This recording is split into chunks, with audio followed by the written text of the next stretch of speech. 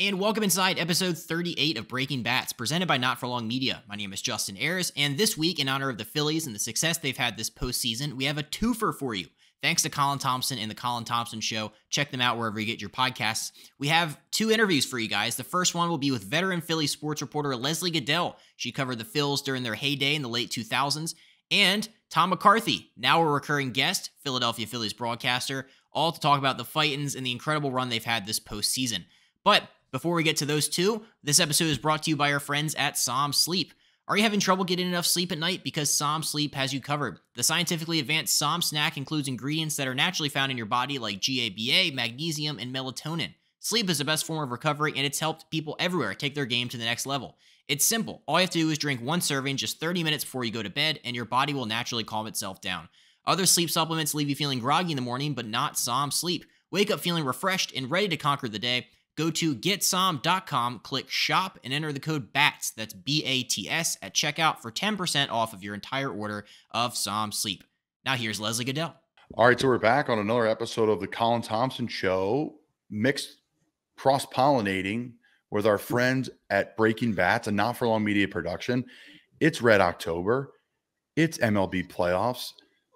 I'm stealing some of Breaking Bats' thunder, bro. I feel bad. I got two rock stars on. We had Tom McCarthy on earlier. Now we have the great Leslie Gudel on. Oh, I got to follow that.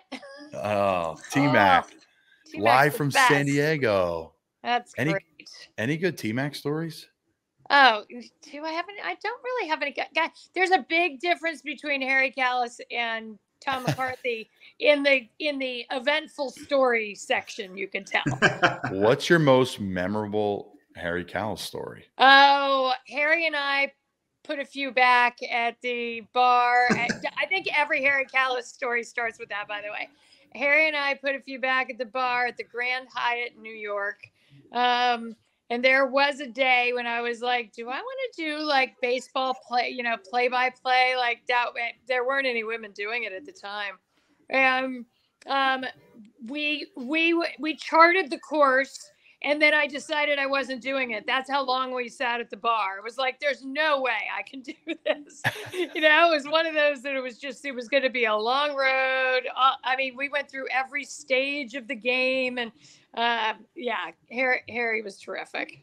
That's great. That's great. And one more for me before I send it over to Brian here. But it's funny, like I said it to you before when you're on your show. I said it to Tom too. I'm like, voice of my childhood. But really, like Brian and I grew up watching Comcast Sportsnet.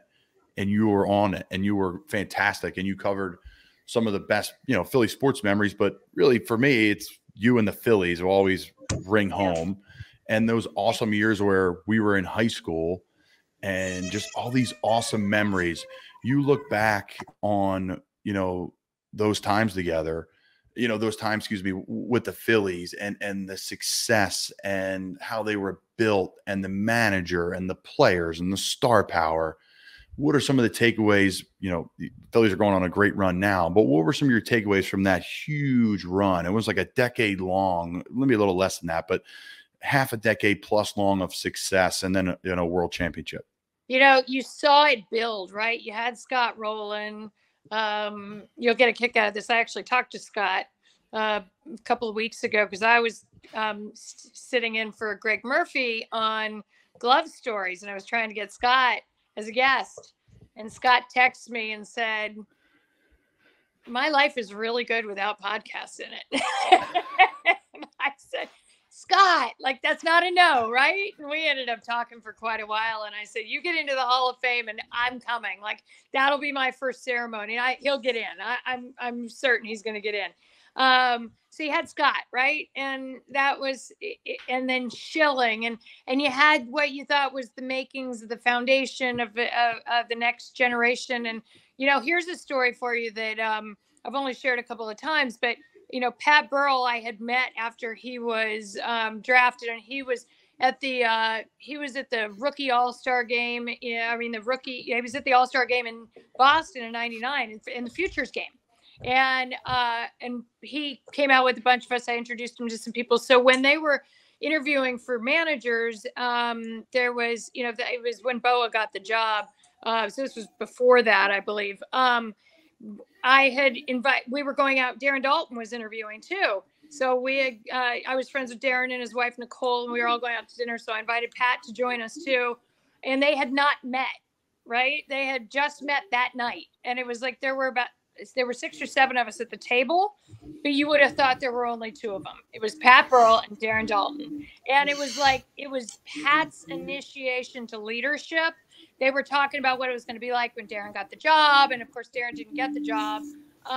But it was like that night you watched a friendship forge, and then a leadership role for Pat Burrell, which you fast forward, there's also, Jimmy Rollins and his place in it. Jimmy Rollins was the first of the 08 team, the longest tenured of the 08 team. So I was there before him, and I went out with Ryan Howard. So I was with every one of those guys throughout their career on that 08 team while they were with the Phillies. And you just saw the evolution of each guy. But you kept thinking it was going to happen, right? Bobby Abreu. And, then they trade Bobby. And you just saw guys come through. You saw like Doug Glanville, what a great hitter he was when he was with the Phillies. And then, he moves on, and you just keep thinking, oh, they lost some good pieces. How are they going to win? If they keep trading away. And, Pat Gillick was a genius. You look back on that time, and you had your homegrown talent, right? You had, Carlos Ruiz was an amateur free agent. But you had Rollins and Utley and Burrell and but then so many. Yeah, so many of them. And then you look at Jason Worth, who was basically cast aside by the Dodgers. Shane Victorino, who was a Rule 5 draft pick. You had Matt Stairs, designated for assignment in Toronto. Like, he took people that a lot of people went, why would you take him? Or, who is this guy? And they came together. And that's what I'm seeing with this team now, is I see this team coming together in such a way where they've all come from different places. There's a lot of homegrown talent, but, it's a hodgepodge of guys, and really young ones too, that are really carrying the load. It's a great group. Go ahead, Brian. No, that's awesome. That's funny. You mentioned 2 of my favorite Phillies from back then were Scott Rowland and Darren Dalton. And, my dad loved Scott Rowland and how he played, so I always grew up with that too. But I was so young, I don't really remember watching Darren Dalton play. But yeah. I loved Darren Dalton to this day. Anytime I hear that name, it cracks me up. So it's just cool to hear those stories. But he was a good dude, really good dude. Yeah, and it's funny because people liked him, right? For all different reasons. Women liked him for different reasons than men did. He was just as genuine a person as you could ask for. I mean, he really was. And he went through some hard times after not getting that job, which was hard to watch. But ultimately met Amanda and married, just an amazing woman. And then, of course, everything changed with his health. But just to the end, like a really positive, upbeat guy. Yeah, it's good stories. So what, 08, like Colin said, we were in high school. It was amazing, especially, me, that was my dream, playing baseball. So it was really amazing for me. Brian was partying and having fun because he was an older guy. I was like the young kid. I was like the young kid who didn't really know what I was doing yet. I wish it was my senior year, man. It would have been a problem. Probably good for my health. And it was my junior year. So okay. But we did have some fun. We went down to the parade. Me, Fran, Doc, the whole crew. And Colin was also unfortunate because it was football season by then, obviously. And he could not skip out on school that day. So the only people in school that day were the football players, I'm pretty sure. I skipped down. I went to the parade. Oh, he did it anyway. There you go. Me and John Vicari were down at City Hall, and we were supposed to be at this beautiful suite across the street on Broad Street and be up top and watch the game. All you can eat, this whole thing. We couldn't cross the street because we didn't get there early enough. So it ended up being a horrible situation. I'll never forget it. I don't want to take away from your question, Brian. But I love it. Everybody's got a different perspective of the whole thing, right? No, it was great. But I'll never forget it. This is something that if you think about it, by the way, Pat Burrell was at the front of that parade, right? And everybody was like, why is Pat on? People were like, why is, like, he truly was the leader in that clubhouse. I mean, you had your leadership on Jamie Moyer with the pitching staff, and Chase Utley was, you know, just the quiet leader in the clubhouse. It's funny. I asked one guy, I'm like, is Jimmy, you know, Jimmy Rollins later? We let Jimmy think he is. But Jimmy definitely led in his own way. And, you know, it was a group that each kind of had their assignments, right? I mean, Brian, you know what it's like. It's like you got your lane with the players that you relate to or that you play the same positions with. And it was just one of those teams but overall, Pat Burrell was the leader in that clubhouse. And that is why Pat was at the front of the parade. And it's funny that, you know, a lot of people are like, why is it? But didn't really think much. He truly was the leader in that clubhouse. I love hearing all these names because it just brings back like so much for me. It's really cool. And obviously you talk about Jamie Moore and the pitching staff. Obviously that staff was just amazing. Do you see any similarities between the 08 team and this year's Phillies team that's on this run in the postseason? Well, I'll tell you a drastic difference is the bullpen. You don't have a Brad Lidge in there, and you're just crossing your fingers every time. You know, I like Dominguez in the closer role, but gosh, nobody's a lock, right? I don't like. Well, Robertson was, and then he popped his calf. Oh, but there isn't a lock. There's no Brad Lidge on that. There's no, you know, Ryan Madsen to Brad Lidge, one of the best bullpens in baseball that year. You had Scott Air. There was a Chad Durbin. You had a group of guys in there that all had roles. You also had starters that went deeper then, right? So you don't have, and the other dramatic difference between this team and that team is that team could wear pitchers out. Like Jason Worth, I think, you know, got deeper into counts than anybody in baseball that year. I mean, he could wear, and then, I mean, Brett Myers is out there, you know, fouling pitches off CC Sabathia. I mean, you just had a group of guys who, that lineup, when Joe Blanton's hitting home runs in the World Series, like, you know, something special's going on.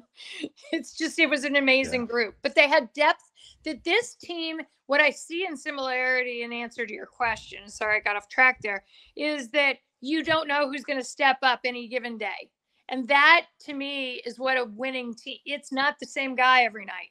It's not the same superstar. There's the Mr. Octobers of the world. Well, there's only a couple of those, but you know, you're not going to see a Reggie Jackson or Derek Jeter type of a player stand out on this team. It's going to be a contribution from different guys. You know, obviously you have your stars, but I think you're going to see different guys contribute. Yeah, there's a lot to kind of unpack with this team. You were at a game not too long ago. Can you tell us about the atmosphere? It was awesome because it was the first game I've ever been to, playoff game I've ever been to as a fan. I was there with my son and my daughter in right field. Neil Hartman was sitting about 5 seats to the side of me. I'm like, hey, Neil. And we had the best time. Matt Olson's home run landed right behind me. And I think my kids think that it was the St. Joe's baseball team. So that, you know, that gives you an idea of the age.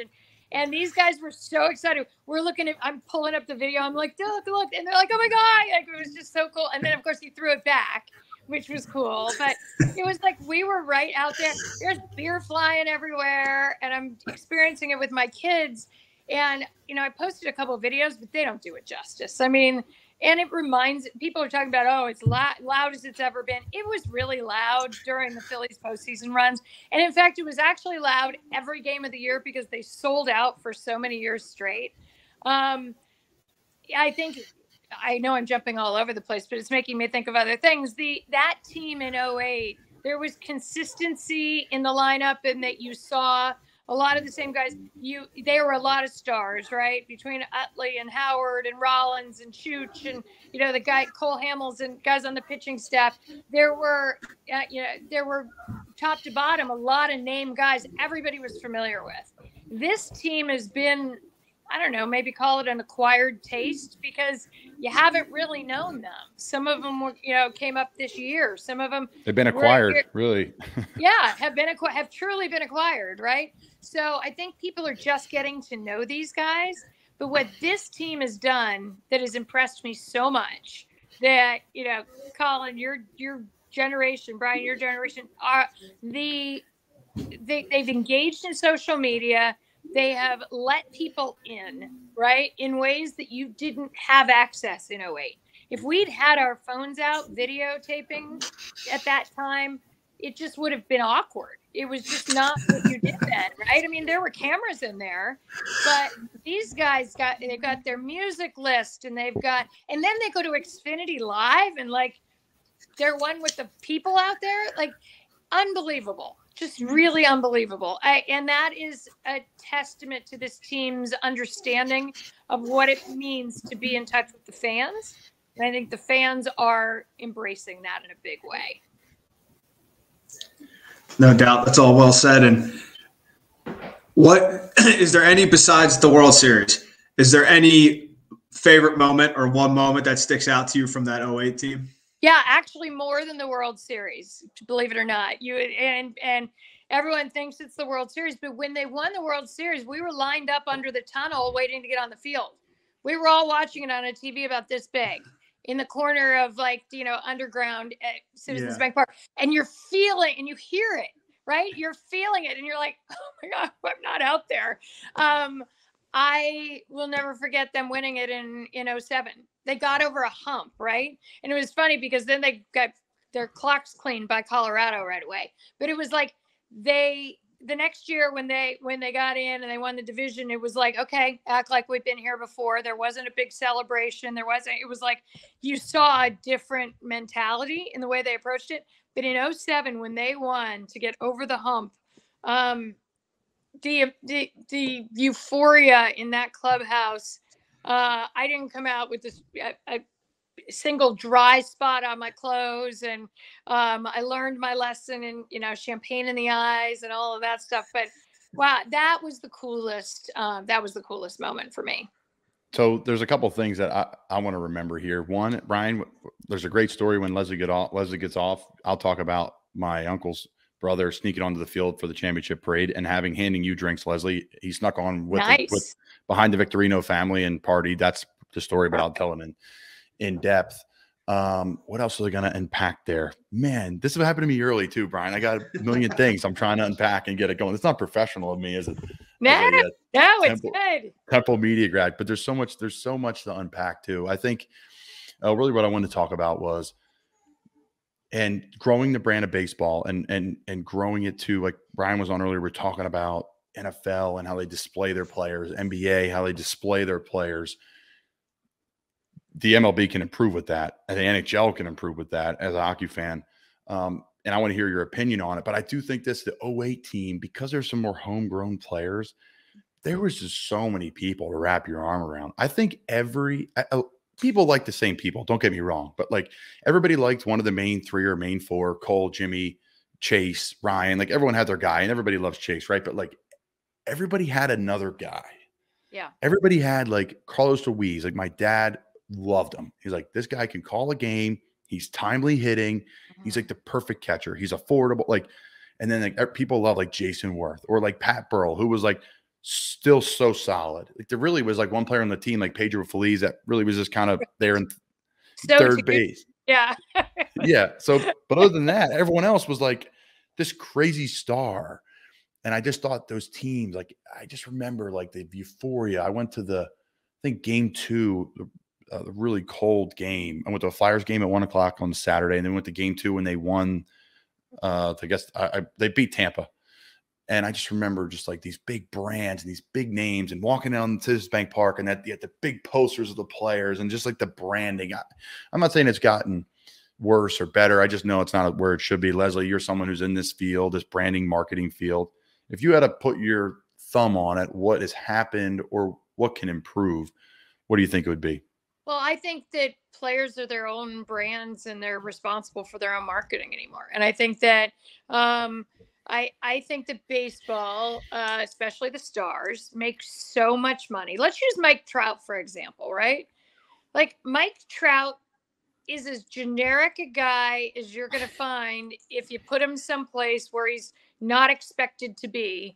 And I bet he barely ever gets recognized in certain areas. And it's just, but does he care? I mean, I don't think he does, right?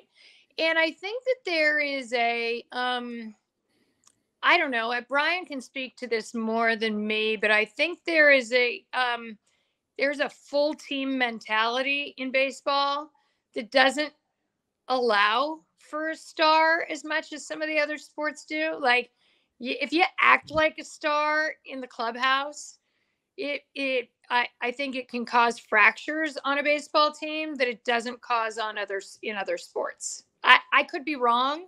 I mean, Brian, I'm actually interested in what you think. Yeah. No, I think that's a good point. I think baseball's a game where it's cliche, but like you stink so much.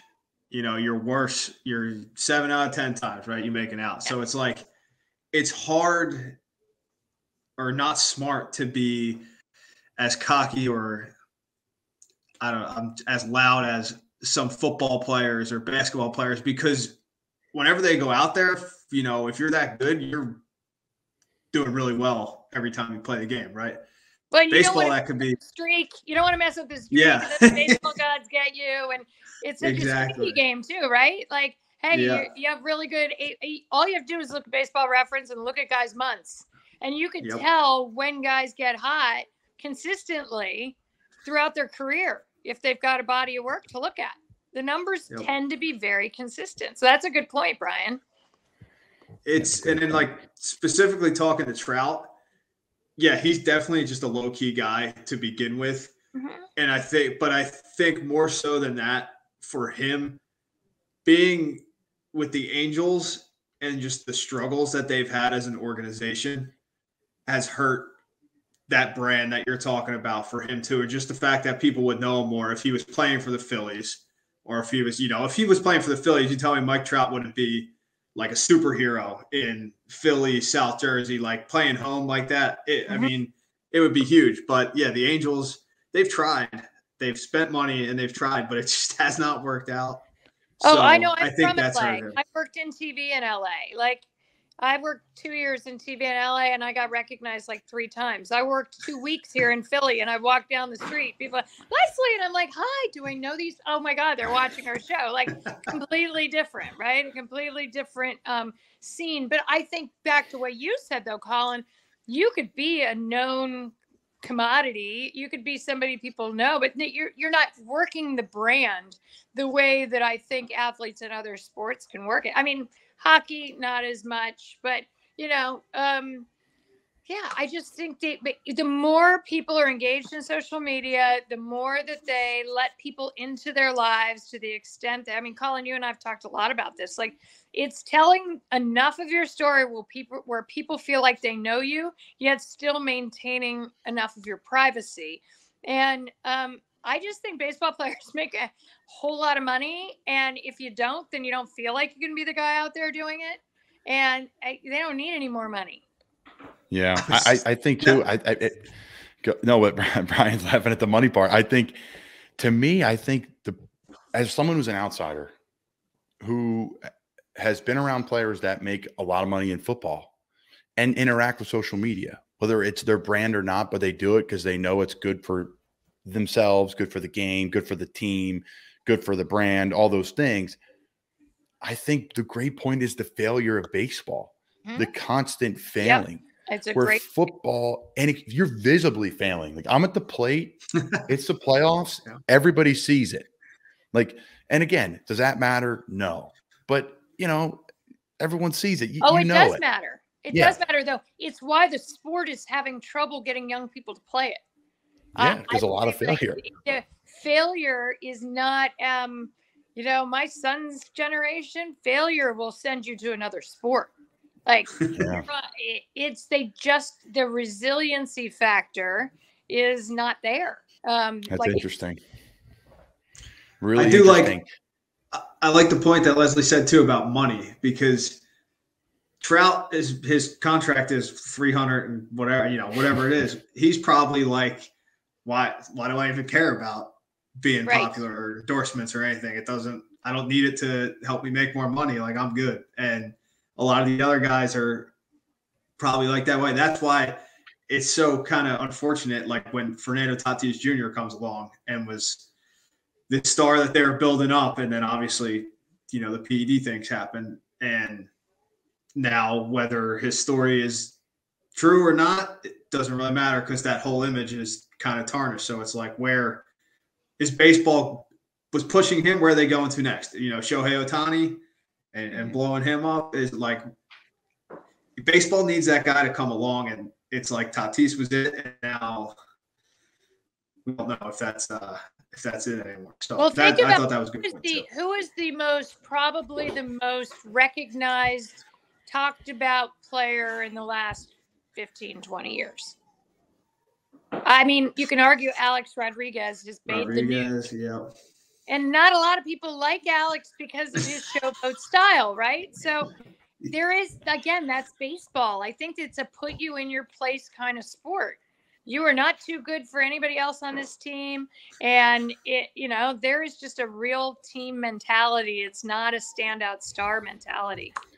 In football, we live in the world of like a 75%, 80% grade out in the game. We get graded on our blocks and our whatever. You get graded, and hopefully you do better. And some days you're going to do worse, but you're around 70% as a player, maybe a little less, depends. But any given Sunday, you're in that range. If a baseball player's hitting 700, right, that guy can do what he wants, right? Like he can showboat, he can like. But again, the baseball gods, it's just there's a lot around it. Like Brad Lidge, he had perfect season. Mm-hmm. There's a lot of balls that bounced his way in big games that led to that perfect season. Right. It's a unique game too, because it's such a skill set sport. It's a team sport, but it gets real individualized real quick when it's you and a pitcher. So you can hide in football. Now the film won't hide, and you may lose your job, but you can hide in football, especially in younger years. So it's interesting about youth, failure, how that blends into marketing. That's good stuff. That's great stuff. Leslie, as we wrap up here, because you got to warm up before the Phillies game because you had a cold day of golf. If the Phillies win the World Series, do you think they're going to make a nice run? And if you do, what's the impact on just kind of Philly sports? This just kind of it's just blowing up. It's been on this track for a while now, but it's blowing up. Colin, if they win, one game at a time. One game at a time. I love it. You can't think ahead. You got to win tonight. I'm having a difficult time envisioning the Phillies being in the World Series, not because I don't think they're capable of it, but that's just I think literally all these years in sports, and even as translated to what I think in life right now, I'm not capable of thinking that far ahead. If the Phillies get there, no matter what happens with this Phillies team, it's been a hugely successful year. They have a manager everybody's excited about. They have a young group of guys that everybody's excited about. They've already won, right? They've already done what this city needs to get them to the next level where they're going to have fans come out.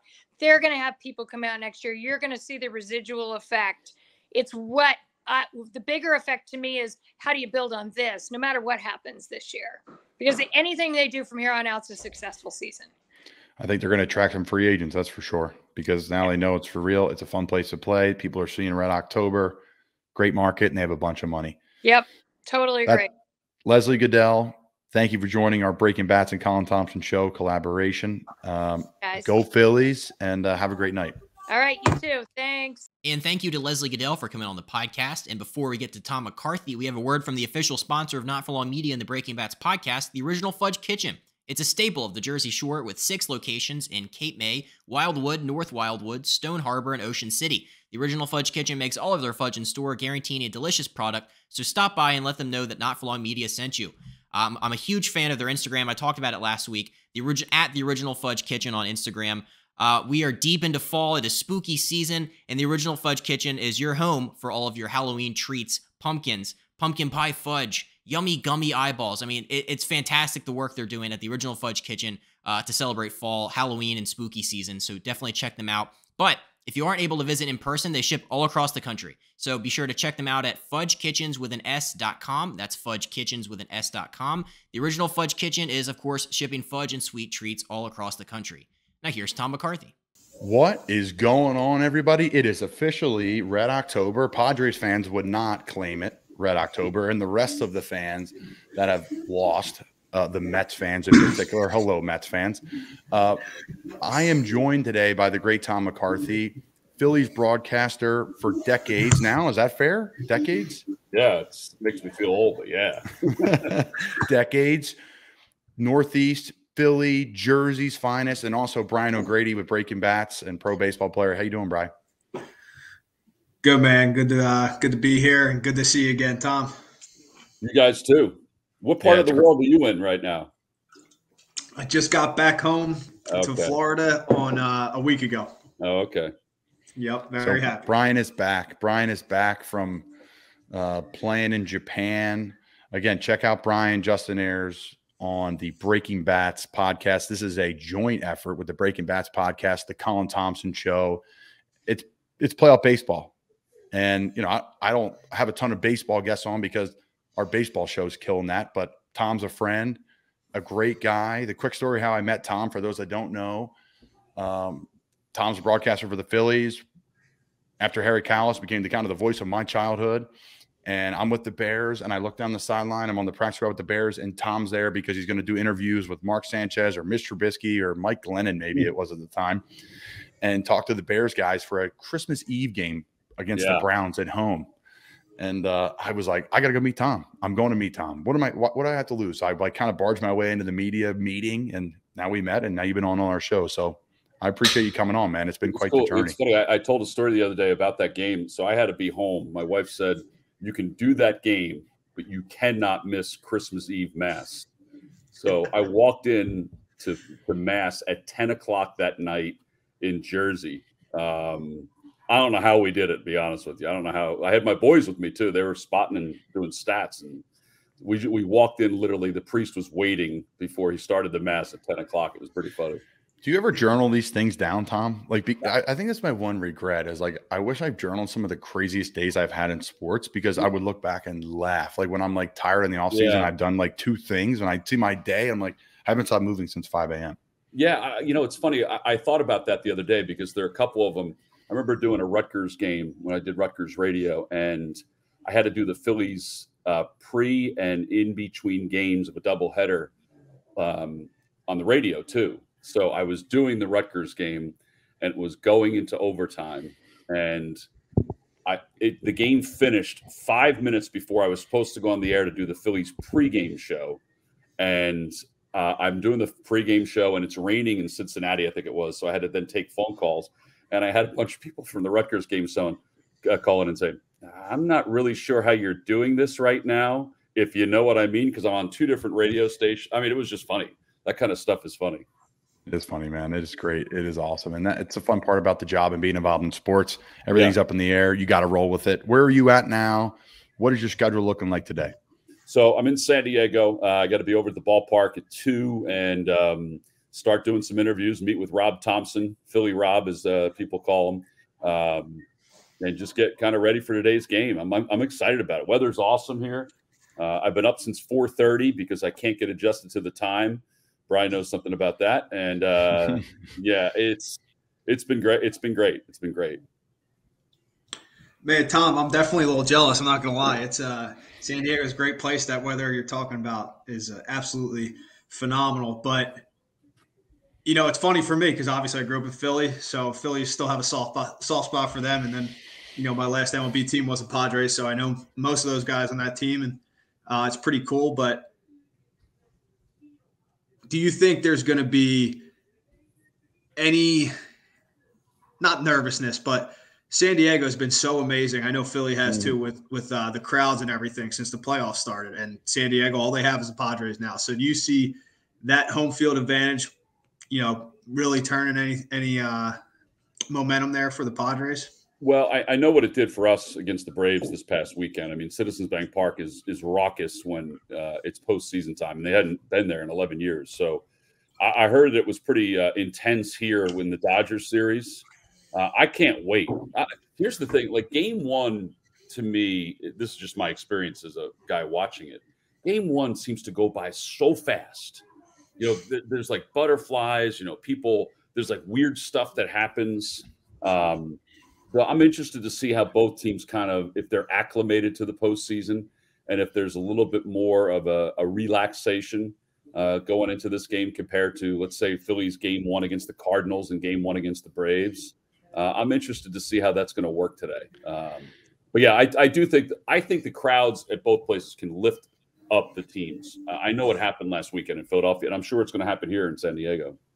Yeah, you've said it before how great Citizens Bank Park gets at its peak, at its highest, and it is really amazing. Like, I talk to people about it all the time because people ask me from Philly, and I'm like, listen, folks, like, I'm from Philly. I get it. I see it. I saw it when we were here in Carolina last year, and the Eagles played us, and it was like a home game for the Eagles, and we went silent cadence the whole fourth quarter. We had people jumping off sides, like we didn't practice silent cadence all week. We're at home, right? So I understand all that. I think the question for me when I look at this, and I look back, I remember 2018 and the big free agent, the monsters of Bryce Harper and Manny Machado, and you're just looking back and you're like, you know, people are arguing, do you trade for Manny and then sign him, and then Bryce is coming available. He's not going to leave Washington, and then Washington ended up winning the next year.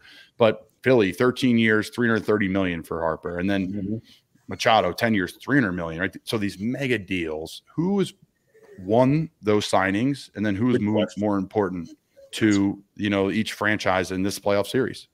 Yeah, it's a good question. I actually think both teams have made out on the signings, because I think, as much as I think Manny is a wonderful player, I mean, he's awesome. He's a generational type talent.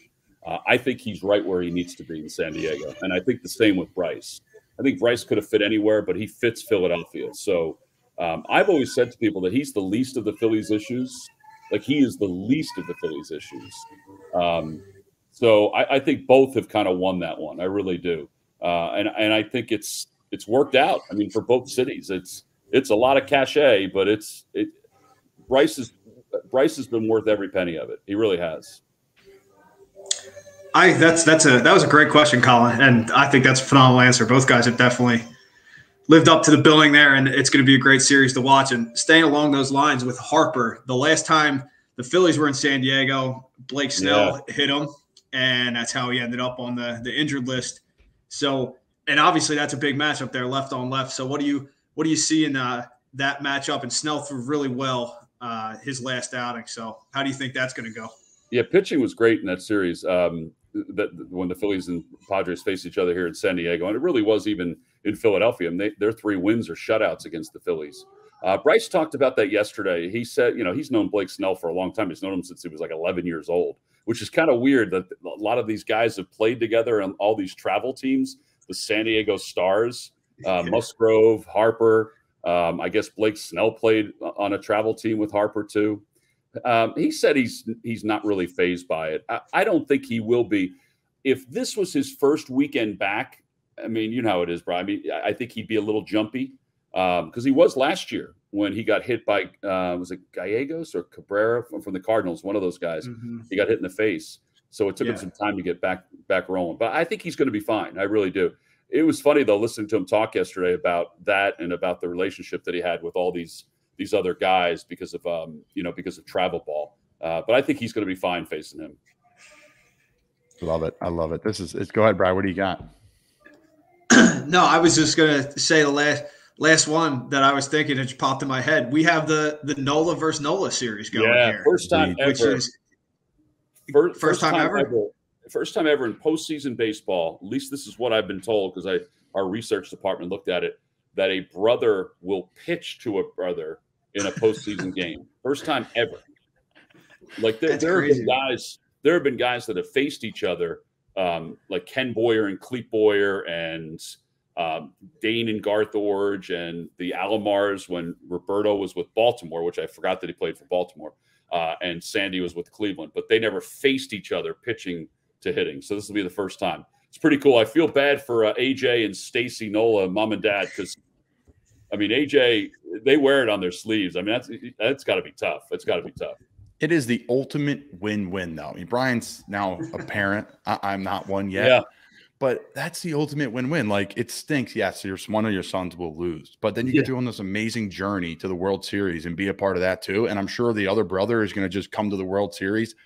I know the Kachuk brothers were doing it in the NHL, and they're just drinking beers in the stands and having a good time. Like, it's really shitty that your team won't make it to the World Series, but hey, that's a pretty good consolation prize. Well, it's funny because it didn't even, I guess I mean, obviously I knew the winner of this is going to the World Series, but until they said it the other day that they looked at each other and said, one of our boys is going to the World Series. And it was kind of overwhelming for them. And it's got to be. I mean, it's got to be overwhelming for them.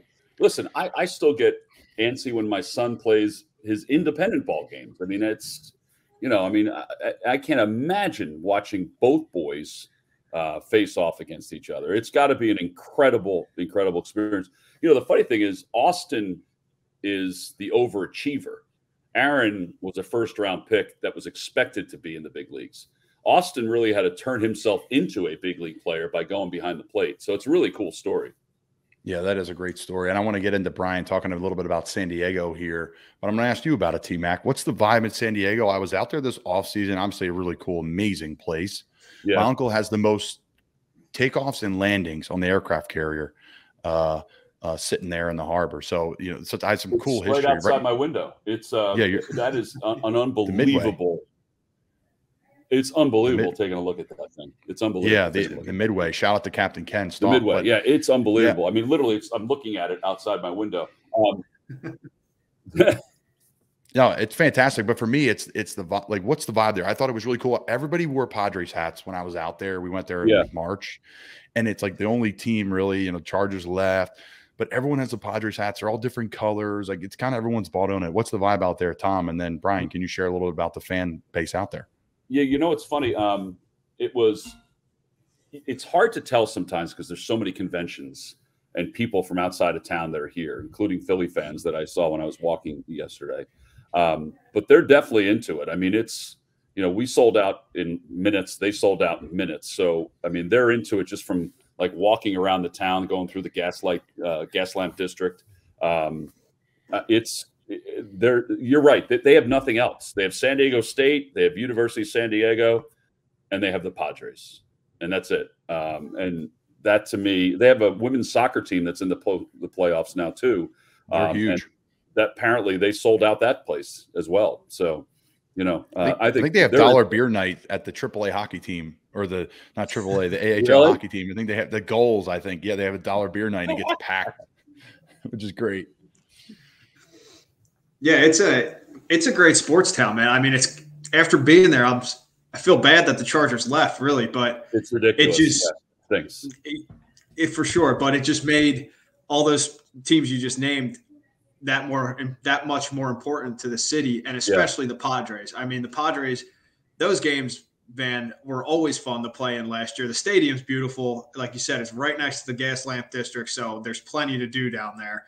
And the weather's perfect 99% of the time. So it's just I would sit there and look around. I remember standing next to Joe Musgrove and being like, man, it'd be hard to play anywhere else after seeing it, like being in this stadium all the time, because it's just a great place. And then they just took down the Dodgers, which was the big thing for them. That rivalry is insane, even during the regular season. And they haven't fared great until now. But the playoff, I mean, it's just going to be amazing. The atmosphere is going to be crazy. I know Citizens Bank has been phenomenal too, but yeah, you're definitely going to experience something amazing there in San Diego these days. I'm excited about it. I mean, I always wonder too. We played a lot of day games. Today's at 5:05 or 5:35, whatever it is, and tomorrow's at 1:35. I wonder if that's going to have any kind of an impact, because it definitely impacted Atlanta. That place is raucous at night, and it wasn't as raucous during the day. Although, what do you think about those schedules, Tom? I think that was crazy by the MLB, in my opinion. I've always been an advocate of day games in the postseason, because I remember when I was a kid coming home and watching a lot of those postseason games. So the fact that we have so many of them this year, for me, I think it's great. But I do know for people that are out and about and have stuff to do, it's not that great. It's hard for people to kind of get a chance to see it. In the East, it'll be okay, because tonight it's at 8:05 or 8:35 their time, and tomorrow it's at 4:35. So more people will get a chance to see it than they would out here in the West Coast. Yeah, there's a lot to. I went off. I had a rant about it because I just thought it could have been a lot more. Yeah, I just thought there could have been a lot more organized. I had some people come up to me too. It's funny on the podcast. You never know what people are going to see. Yeah. Like sometimes I have this great take and no one comments on it. I think it's great, and then I just complain about the MLB, and everyone's like, "I completely agree about that. That was BS. I was trying to watch. I just hated how like it was Seattle, who has not made the playoffs in so long, and it's noon for them. Yeah. Like, come on, man. Like that should be at 5 o'clock. Yeah. You know, 8. Well, and I get the Yankees move that meter too. I actually thought our game today would be at 9, and I thought tomorrow would be a night game too because of the West Coast. But yeah, but now we'll fly home tomorrow after the game, which is actually pretty good because then they'll have all day on Thursday, you know, to get themselves caught up. Who wins and why, T-Mac? I do think the Phillies are going to win. I think it's going to be in 6 games. I think that these first 2 though are important because you've got Wheeler and Nola going against the top guys for the Padres. So if you can get a split here, I do think we're coming back to San Diego, which I don't think is a bad thing. But if they get a split here, that's going to be huge for the Phillies to go home and get 3 games at home before they come back here. And I think it's very even offensively. Their teams are very even offensively. It's going to come down to me. I don't know if Brian, if you agree with this. It's going to come down to the 3 and 4 starters in the rotation, and it's going to come down to the back end of the bullpen. That's to me the biggest thing. Yeah, I'm so excited to watch this series here, honestly, because both teams are coming in hot. Obviously, both teams have star power, and I don't see a clear winner here. If you're asking me, I would go Padres because I do think the pitching is just a little bit deeper. I like you said, the 3 and 4 starters with Snell, how he's been throwing. Yep. If he throws that way, because of that, I like the Padres. But you're right. I could see this going either way, and I really do think it's going to be the best series of the postseason. Yeah, I like the matchup, the offense, the fact that the offenses are very similar. I mean, I really do. It's the Phillies got to get the top 2 guys going, Schwarber and Hoskins. Hoskins started to get going in the last series at the end, but I think that's important for them to get going, particularly the right-handers against Snell. I think that's going to be a big deal. Bri, before T-Mac goes, he's going to be on there. He's going to be calling these games. Can you give him a little something about what to expect from these San Diego Padres? Like, okay, maybe like 2 or 3 pitchers that you faced in BP, maybe a field position player that, that can bring some damage off the bench. Give him a little insight so he can talk about it on air. I think some guys that people may not know that Tom's probably going to see here is one guy out of the pen. His name's Tim Hill, who is a sidewinding half submarine lefty that throws about 91, 92 from down there. It's lanky. He's a freak. Old Timmy, great dude. I faced him a long, long time ago in short season, and I didn't know. He struck me out. I'm like, where is this guy throwing from? What is going on? And I didn't find out that it was him until spring training with the Padres that year. I'm like, great. Oh my God, that was Timmy. Yeah. He was with the Royals back then. So he's definitely one. And then these unknown guys who have signed from Japan, Robert Suarez coming out of the pen. Where the heck did he come from? Yeah, his story is pretty crazy. I don't even know the whole thing. He was into semi-pro in Venezuela while he was working, and then Mexico, and then to Japan, and now he's out there throwing 100. And obviously Josh Hader there, but 2 big guys. Timmy, I think, will get some big outs. Might have to come in for Harper there, left on left, and then Suarez keep doing what he's been doing. Those are pretty good matchups. Yeah, there you go, T-Mac. 61 Ks and I think 48 innings or something like that. And he wasn't here when we faced them last time. He wasn't here. So it is a really interesting story. I mean, listen, baseball is so crazy. You can find guys anywhere. I mean, you just got to, if you have a dream, you've got to be persistent about it. Yes, it is. Yes, it is. Like that in any and all pro sports, realistically. Baseball is a little more specific, right? Because you can pull a club, guy comes in and just throws 6-7 pitches and his night's over. T-Mac, you're on the call tonight. Are you doing radio? Yeah, radio 5th and 6th. So Scott Fransky, me, Scott Fransky, LA, and then Greg Murphy doing the pre and post game show. So yeah, they've been nice enough to slide me in to do a couple innings, which I'm really grateful for. I mean, it's because doing TV in the regular season, most guys are done. Like they're done working at this point. And I was basically planning on just being like an extra man, but they were nice enough to grant me a chance to do a couple innings, and it's pretty cool. Well, you're the man. You're doing it for CBS for football. You're doing some baseball stuff, the playoffs. It's awesome. You deserve it all, man. Tom, thanks for coming on my show. Thanks for coming on Breaking Bats. Thanks for being a friend of Not For Long Media. We really appreciate you. You got it, guys. Be good. I'll talk to you soon. All right, Tom. Thanks, Tom.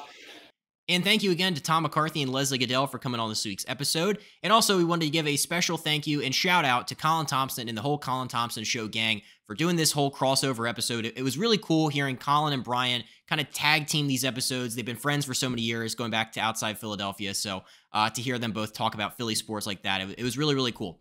But before we get out of here, we have two last quick things. We wanted to give a shout out to friend of the podcast, Actions Over Words. They are an apparel brand with the mission of encouraging people to use their actions instead of their words. Founded in Cape May, New Jersey by Alec Levin, Actions Over Words donates $5 of each sale to different charities around the world. Check them out at actionsoverwordsapparel.com and use the promo code N4L for 10% off of your order of tees, hats, hoodies, and more. And finally, check out the Not For Long Media family of podcasts. We talked about them a lot this episode for good reason. The Colin Thompson Show. They do fantastic work over there, so be sure to check them out. Also, check out our other Not For Long Media podcasts, Two Girls, One League, and Odgies with Harry Mays and Jason Martinez. Thank you again to all of our guests this week, and we'll see you guys on Friday.